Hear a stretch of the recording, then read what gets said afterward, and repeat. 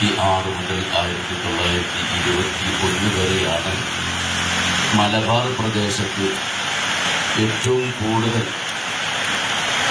വിസമ്മതത്തിൻ്റെ British സാമ്രാജ്യത്വ വിരുദ്ധ സമരങ്ങൾ ഉണ്ടായിട്ടുള്ളത്.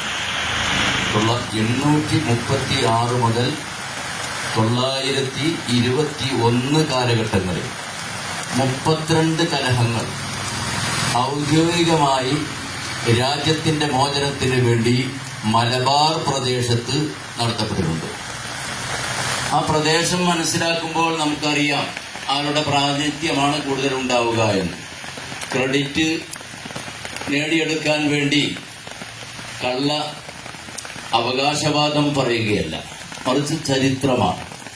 836 മുതൽ 921 കാലഘട്ടങ്ങളിൽ 32 സമരങ്ങൾ രാജ്യത്തിന്റെ മോചനത്തിന് വേണ്ടി ഈ പ്രദേശം, മലബാർ പ്രദേശം, ഏറ്റവും കൂടുതൽ മലബാറിലാണ്. പൂക്കോട്ടൂർ നടന്ന സമരത്തിൽ 5 മിനിറ്റിനുള്ളിൽ തന്നെ 30ഓളം പേർ കൊല്ലപ്പെട്ടിട്ടുണ്ട്. 61,000 പേരുടെ മേൽ കേസെടുത്തിട്ടുണ്ട്. ചരിത്രം ഒരുപാട് പറയാനുണ്ട്.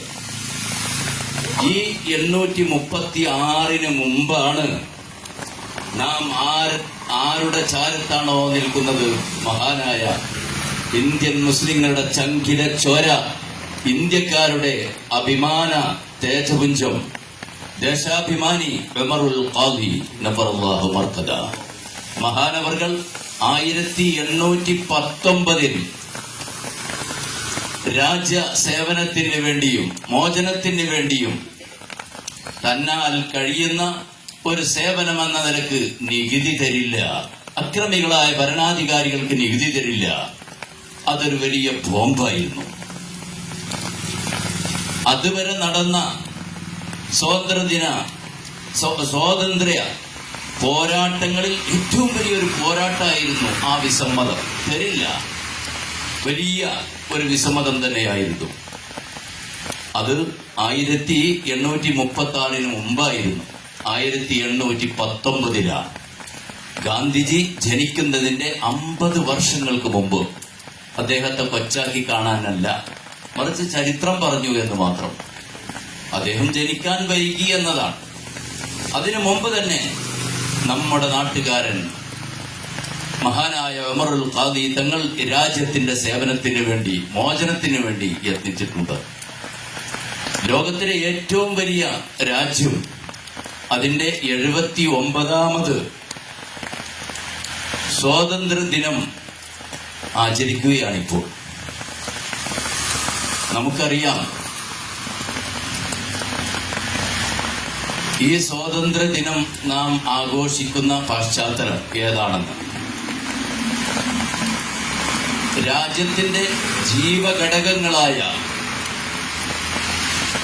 പൗരന്മാരെ ജാതിയുടെയും മതത്തിന്റെയും പേര് പറഞ്ഞ് പുറന്തള്ളി ഉന്മൂലനാശം രാഷ്ട്രീയം അരങ്ങ് തകർക്കുന്ന കാലഘട്ടം.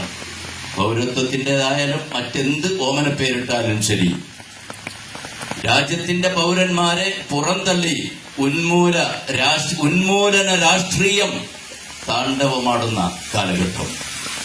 അധികാരത്തിൽ അള്ളിപ്പിടിക്കാൻ വേണ്ടി വോട്ട് കവർച്ച നടത്തപ്പെടുന്ന കാലഘട്ടം. ഉമറുൽ ഖാദി അധികാരത്തിന് വേണ്ടിയോ ക്രെഡിറ്റിന് വേണ്ടിയോ പ്രവർത്തിച്ച വ്യക്തിയായിരുന്നില്ല. ആ ധീരദേശാഭിമാനിയുടെ ഓർമ്മകൾക്ക് മുന്നിൽ 1000 സ്മരണകൾ അർപ്പിക്കുന്നതോടൊപ്പം ഈ രാജ്യത്തിന്റെ മോചനത്തിന് വേണ്ടി രാജ്യത്തിന്റെ ശക്തിയായ ഹിന്ദുവും മുസൽമാനും ക്രിസ്ത്യനും ബുദ്ധനും ജൈനനും മതമുള്ളവനും ഇല്ലാത്തവനും ഒത്തൊരുമിച്ച് നിന്നിട്ടുണ്ട് എന്ന ആ മഹാബോധത്തിലേക്ക് നാം തിരിച്ചു വരിക.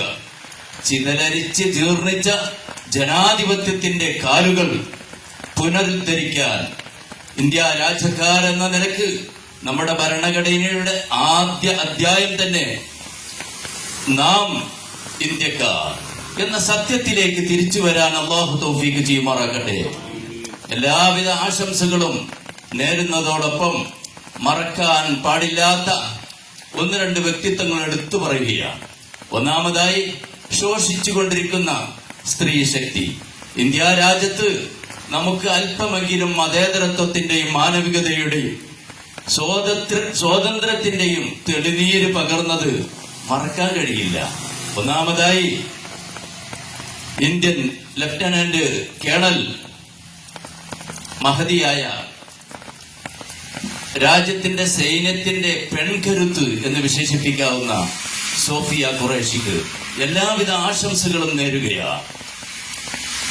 അതുപോലെ തന്നെ രാജ്യത്തെ തീവ്രവാദികൾ വെട്ടിമുറിക്കാൻ വേണ്ടി, മതാനുയായികളെ തമ്മിലടിപ്പിക്കാൻ വേണ്ടി കുടില തന്ത്രങ്ങൾ പണിയതുകൊണ്ട് കാശ്മീരിൽ അടുത്ത് അരങ്ങേറിയ ആ വർഗീയ കലാപത്തിൽ സ്വന്തം പിതാവ് മരിച്ചു കിടക്കുമ്പോഴും സ്വന്തം ഭർത്താവ് മരിച്ചു കിടക്കുമ്പോഴും മാനവികത ഉയർത്തിപ്പിടിച്ചു സത്യത്തിന്റെയും നീതിയുടെയും മതേതരത്വത്തിന്റെയും വെളിച്ചം ലോകത്തിന് പകർന്നു കൊടുത്ത സ്ത്രീ ശക്തിയായ ആരതി എന്ന എന്റെ സഹോദരി, ഹിമാൻസി എന്ന എന്റെ സഹോദരി, വേടന്റെ അമ്മായിയുമായുള്ള ബന്ധത്തെക്കുറിച്ച് ചോദിച്ചപ്പോൾ ആ പുലിയ ചെറുക്കന്റെ അമ്മ എന്റെ സഹോദരിയാണ്, എന്റെ കുടുംബം പോലെ ഞങ്ങൾ ഒത്തൊരുമിച്ച് ജീവിച്ചുണ്ട് എന്ന് പറഞ്ഞ് ഇന്ത്യൻ മുസ്ലിങ്ങളുടെ എന്നല്ല, പ്രത്യേകിച്ച് കേരള മുസ്ലിം വനിതകളുടെയും മുസ്ലിങ്ങളുടെയും അഭിമാനം കാത്തുരക്ഷിച്ച മഹ്ജൂറ എന്ന